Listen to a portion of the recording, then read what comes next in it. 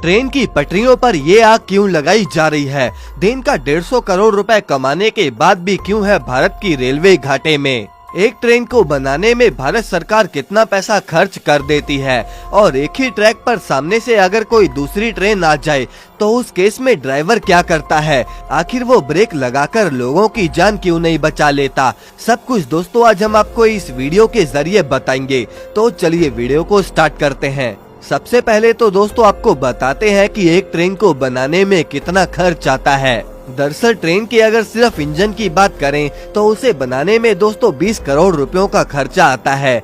अभी तो दोस्तों हम भारत में बनने वाले इंजन की ही बात कर रहे हैं और कहीं अगर भारत से बाहर ये इंजन मंगवाने पड़े तो इंजन की कीमत 100 करोड़ रुपयों से भी बाहर चली जाती है।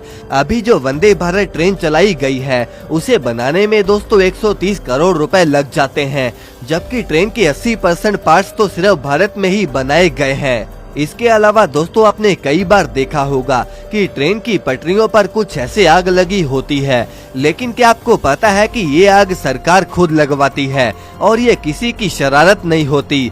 दरअसल दोस्तों रेलवे ट्रैक्स को एक साथ कंटिन्यू लंबा नहीं बनाया जाता, बल्कि उनमें कुछ ऐसे गैप्स भरे जाते हैं।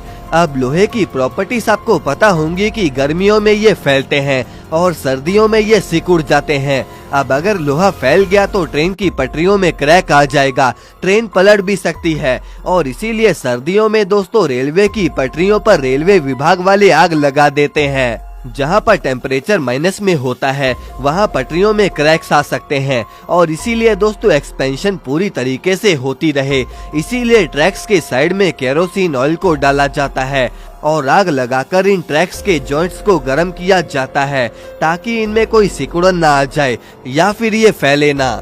अब दोस्तों कई बार ऐसा भी हुआ है कि अगर कोई ट्रेन जा रही है तो सामने से दूसरी ट्रेन भी आ जाती है।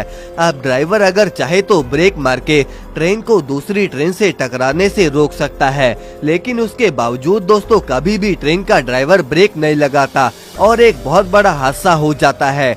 दरअसल दोस्तों train normally 100 kilometre per hour की स्पीड से चलती है और इमरजेंसी ब्रेक लगाने में दोस्तों कम से कम ट्रेन को 1 किलोमीटर का फासला चाहिए होता है। अब अगर कोई चीज अचानक सामने आ जाए तो फिर अगर ट्रेन ड्राइवर ने जोर से इमरजेंसी ब्रेक लगा दी तो जो पीछे के कोच रहते हैं वो भी पटरी से नीचे उतर जाएंगे। जितने भी लोग उस ट्रेन में बैठे रहेंगे सबके सब मारे जा सकते हैं और यही वजह है कि ट्रेन के ड्राइवर कभी भी कुछ सामने आने पर एकदम से ब्रेक नहीं लगाते। अब आइए दोस्तों आपको बताते हैं कि अगर भारतीय रेलवे दिन का 150 करोड़ रुपए कमा रही है तो फिर इसके बावजूद भी वो घाटे में क्यों चल रही है। इंडियन रेलवेज को सबसे ज्यादा लॉस 2019 और 20 में हुआ था। उस साल 26,388 करोड़ का इंडियन रेलवेज को घाटा हुआ था। दरअसल एक 24 डब्बों वाली एसी ट्रेन को बनाने में भारत सरकार करीब 100 करोड़ रुपयों का खर्चा कर देती है।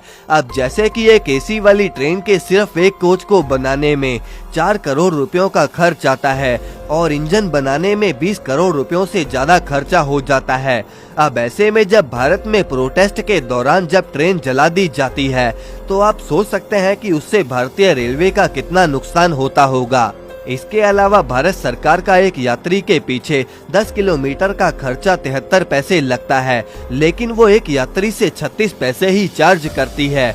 इसके अलावा हजारों लोग तो फ्री में भी ट्रेवल करते हैं।